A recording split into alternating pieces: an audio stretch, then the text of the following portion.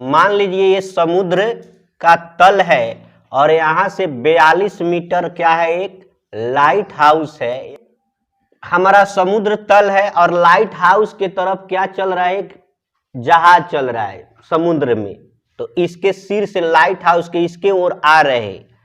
तो कह रहा है कि कितना है, अवनमन कोण 30 डिग्री से 45 डिग्री हो जाता है। तो आप जानते हैं कि बड़ा वाला इधर रहेगा और छोटा वाला इधर रहेगा। बस ये फिगर बन गया। जहाज यहां था, अभी यहां आया है इसके तरफ। तो ये कितना है, चलिए तो एक्चुअल वैल्यू हम लोग निकाल लेते हैं पहले। आप जानते हो 45 डिग्री के सामने 1, ये 90 डिग्री, तो 45 ये होगा ना। तो जब 45 डिग्री के सामने 1 तो इस भी 45 डिग्री के सामने 1। अब बड़का त्रिभुज में चलिए, 30 डिग्री के सामने 1 है तो ये टोटल 60 डिग्री होगा। 60 डिग्री के सामने कितना हो जाएगा, √3 हो जाएगा। तो यानी ये हमारा हो जाएगा √3 - 1। जबकि यहां दिया है 42 मीटर। तो आपको जहाज की दूरी यही बताना है कितना है। तो एक यूनिट का वैल्यू जब 42 मीटर है तो इतने यूनिट की वैल्यू गुना कर देंगे, यानी हो जाएगा 42 गुना √3 - 1 मीटर आंसर। एक सवाल है, समुद्र तल से 75 मीटर ऊंची लाइट हाउस के शिखर से देखने पर दो समुद्री जहाजों के अवनमन कोण 30 डिग्री और 45 डिग्री है। यदि लाइट हाउस के एक ही ओर एक जहाज दूसरे जहाज के ठीक पीछे हो तो दो जहाजों के बीच की दूरी ज्ञात कीजिए। ठीक है, तो मान लीजिए हमारा समुद्र तल हो गया, यहां से 75 मीटर है, ये लाइट हाउस है, इसको भी बना लिया। और वो कह रहा है कि शिखर से देखने पर, यहां से देख रहे हैं तो दो समुद्री जहाज है, एक जहाज यहां है और एक जहाज यहां है। और एक कह रहा है कि 30 डिग्री है और एक कह रहा है कि अवनमन कोण 45 डिग्री है। तो ये मेरा फिगर बन गया। अब आप जानते हैं कि 45 डिग्री के सामने क्या होता है, 1, यानी 1 यूनिट की वैल्यू यहाँ 75 दे रखा है। अब यहाँ 90 होता है और ये 45 डिग्री होता है। आप जानते हैं कि इसके सामने जब 45 के सामने 1 था तो इस 45 के भी सामने 1। जब 30 डिग्री के सामने 1 यूनिट होता है तो ये टोटल अब कितना डिग्री है, 60 डिग्री हो जाता है। तो 60 डिग्री के सामने √3 यूनिट होता है। तो आप ये बताओगे कि ये कितना हो जाता है, √3 - 1 होता है। आपको बार बार बताया हूं। तो इन दो जहाजों की बीच की दूरी पूछा गया है, इतने यूनिट की वैल्यू पूछा गया है √3 - 1 का। तो क्या कर देंगे, गुना कर देंगे। जब एक यूनिट की वैल्यू इतनी, एक बराबर इतनी यूनिट, एक बराबर 75 मीटर, तो √3 - 1 बराबर कितना मीटर, तो 75 गुने √3 - 1 मीटर। यही आपका आंसर हो जाएगा। RRB में आया हुआ एक प्रश्न है, प्रकाश गिरी की चोटी से, ये आपका प्रकाश गिरी हो गया, इसका ये चोटी हो गया, से दो जहाजों के, मान लीजिए एक जहाज ये है एक जहाज ये है, दो जहाजों का अवनमन कोण पूर्व की ओर 45 डिग्री तथा क्या है 30 डिग्री है।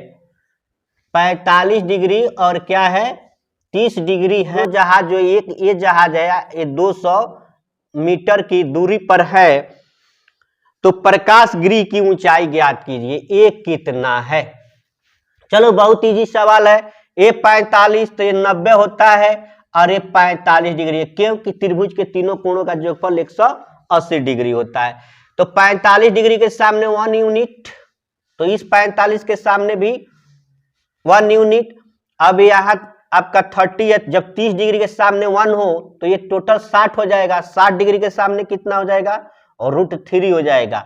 यानी ये कितना हो जाएगा, तब √3 - 1 हो जाता है। आपको बार बार बताया हूं। तो आपको दिया क्या है, यही ना, √3 - 1 बराबर दिया है 200 मीटर।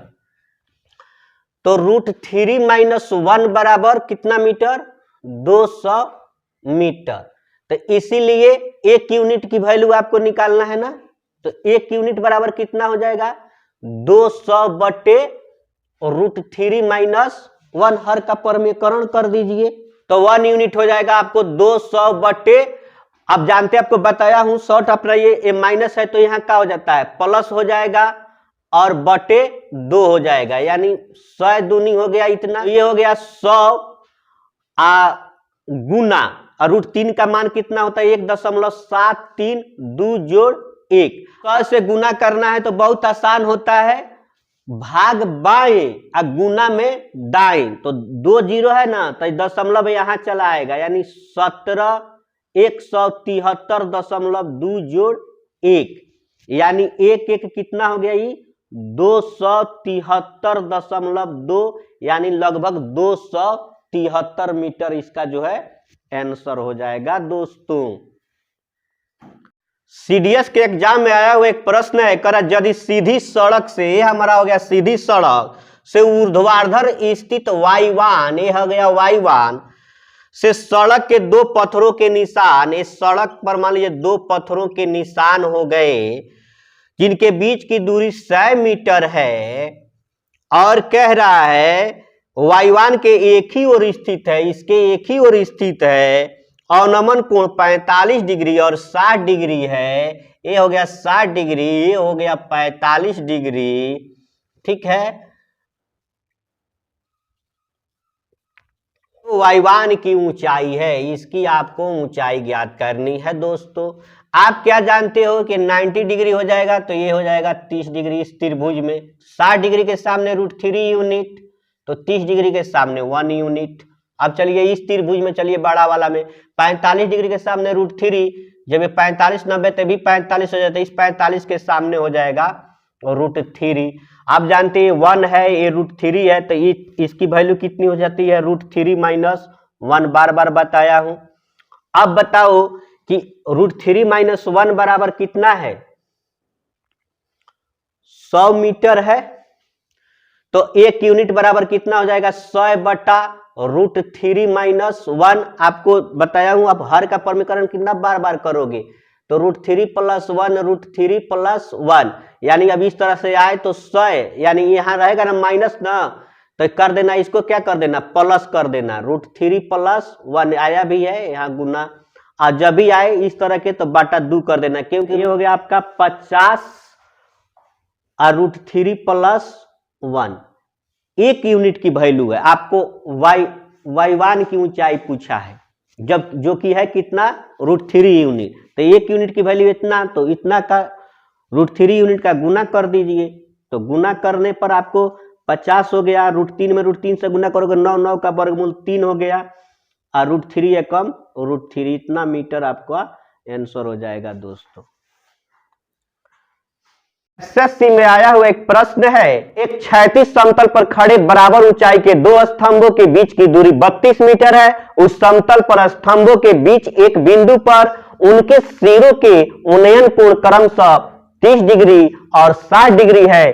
स्तंभ की ऊंचाई क्या है? स्तंभ ए हो गया और इसी ऊंचाई का एक स्तंभ ए हो गया, ठीक है, और इनके बीच की दूरी 32 मीटर है। यहां से यहां तक कितना है बच्चों 32 मीटर। देखो स्तंभों के बीच, तो स्तंभों के बीचों बीच ये होगा, तो यहां से आपको इस तरह मिला देना है और यहां से आपको इस तरह मिला देना है।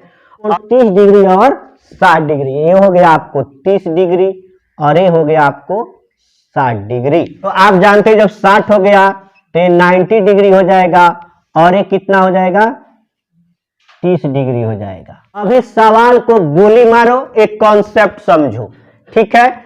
आप जान 30 डिग्री के सामने कितना यूनिट होता है 1 यूनिट, इसको 1 यूनिट मान लिया, तो 60 डिग्री के सामने कितना हो जाता है √3 यूनिट होता है ना।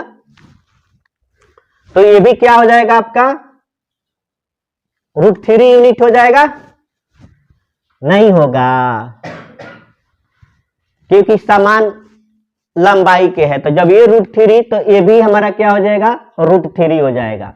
तो आप बताओ 30 डिग्री के सामने अगर √3 है तो 60 डिग्री के सामने √3 गुने √3, यानी ये हमारा कितना हो जाएगा √3 गुना √3, यानी ये हमारा वैल्यू कितना हो जाएगा 3 यूनिट। ये बात याद रखेंगे। ये हो गया 3 यूनिट। अब चलिए, तो यही ना हमारा क्या दिया है, 32 मीटर दिया हुआ है, यानी 3 1 4, 4 यूनिट की वैल्यू 32 मीटर है। यूनिट की वैल्यू 32 मीटर है, तो 1 यूनिट की वैल्यू कितनी हो जाएगी, 8 मीटर हो जाएगी। कहोगे हाँ सर कोई दिक्कत नहीं। तो हमसे पूछा गया है कि स्तंभ की ऊंचाई क्या होगी, तो 1 यूनिट की वैल्यू इतना, तो √3 यूनिट। यही तो हमारा 1 गुने क्या होता है, हम बार बार बोलते हैं कि 1 गुने √3 भी लिख सकते हो। तो 1 8 है, 8 गुने √3, यही मीटर आंसर हो जाएगा, 8 √3 मीटर। तो यही है समान लंबाई के 2 खंभे लगे हुए हैं, 80 मीटर चौड़ी सड़क के दोनों ओर समान लंबाई के हैं। ठीक है, तो ये हमारा समझ लीजिए 80 मीटर चौड़ा जो हो गया।